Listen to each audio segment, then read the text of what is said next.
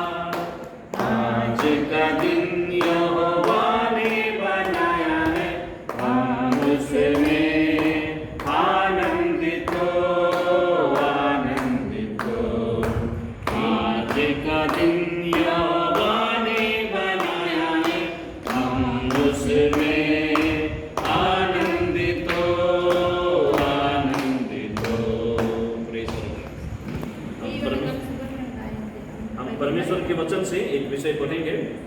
नीति वचन उसका 18 का 22 इसमें लिखा है, जिसने स्त्री ब्याह ली है उसने उत्तम पदार्थ पाया है और यहोवा का अनुग्रह उस पर हुआ है। प्रभु इस वचन के द्वारा हम सबको आशीष दे। परमेश्वर का वचन ये कहता है कि जिसने स्त्री ब्याह ली है, मतलब जिसको स्त्री मिला है, जिसने शादी किया है, उसको उत्तम वस्तु मिला है। सिर्फ वस्तु नहीं है, उत्तम वस्तु उसको मिला है, ऐसा लिखा गया है। उत्तम पदार्थ उनको मिला है, उत्तम पदार्थ उनको मिला है। और उस उत्तम पदार्थ के साथ साथ यहोवा का अनुग्रह भी उस पर आया है, यहोवा का अनुग्रह उस पर आया है।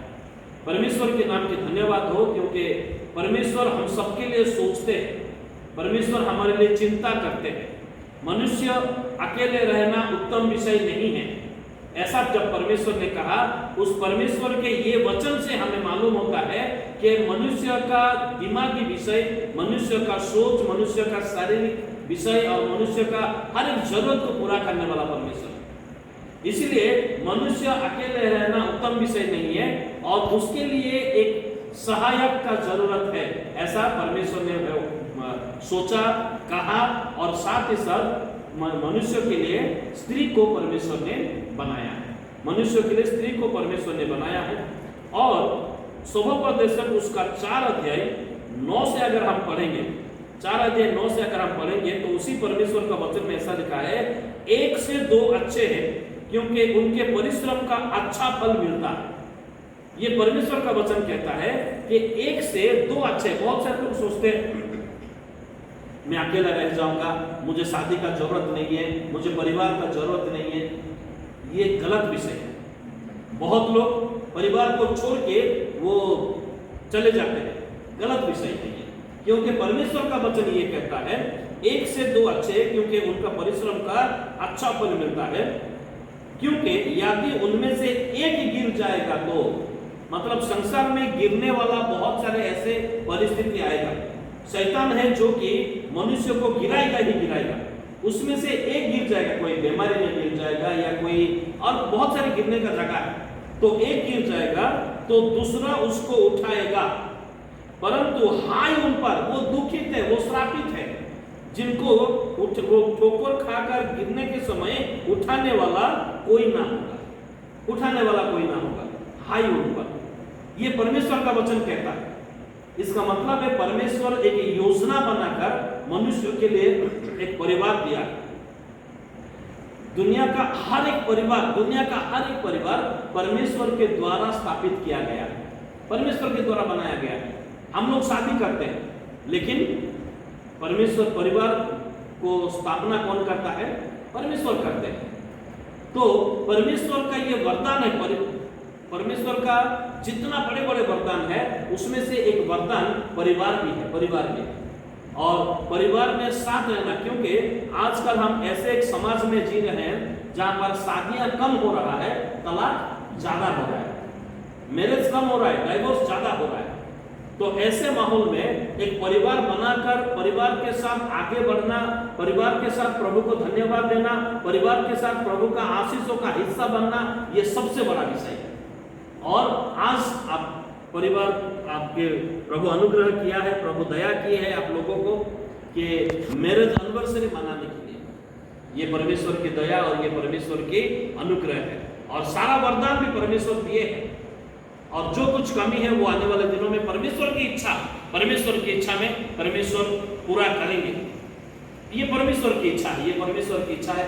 हम लोग तो शादी करते हैं लेकिन आगे बढ़ाते हैं, परमेश्वर आगे बढ़ाते हैं। और ऐसा भी बाइबल में कहा गया है कि जिसको परमेश्वर ने संयुक्त किया है, मतलब परमेश्वर संयुक्त करते हैं। नहीं तो आप कहाँ निमपुरा के और वो कहाँ चित्रंजन के, ये परमेश्वर का योजना है। परमेश्वर के, अभी हम शाम को ही हम लोग बातचीत कर रहे थे कि ये परमेश्वर का योजना, परमेश्वर का ही प्लान था, इसलिए इतना दूर से रिश्ता हुआ और अभी तक परमेश्वर चला रहे हैं। ये परमेश्वर की योजना है, ये परमेश्वर, और परमेश्वर की योजना में बंधे रहना सबसे बड़ा विषय है। परमेश्वर की योजना में बंधे रहना, अपने आप को परमेश्वर की योजना में रखना, ये सबसे बड़ा विषय है। तो इसलिए, और ये विषय परमेश्वर का आशीषों का विषय है, परमेश्वर का आशीषों का हिस्सा बनने वाला विषय है। इसलिए परमेश्वर के नाम के धन्यवाद हो। परमेश्वर इतना साल सहायता करके आए हैं और आगे भी परमेश्वर जरूर सहायता करेंगे, और स्वर्ग का सुख शांति आपके परिवार के ऊपर जरूर परमेश्वर देने वाले हैं। परमेश्वर इस वचन के द्वारा आशीष दे। प्रार्थना करें। Hallelujah, hallelujah, hallelujah, praise be the lord, praise be the lord, praise be the lord. महिमामय पिता परमेश्वर, सामर्थ्य देने वाला, अनुग्रहकारी पिता परमेश्वर, प्रेम करने वाला पिता परमेश्वर, प्रभु आपका धन्यवाद करते हैं, आपका स्तुति, आपका महिमा करते हैं। प्रभु भैया और भाभी, मोहन भाई और भाभी के लिए हम धन्यवाद देते हैं। प्रभु आपने उनको संयुक्त किया है। प्रभु इस परिवार को आप प्रभु बनाए हैं, इसलिए धन्यवाद देते हैं।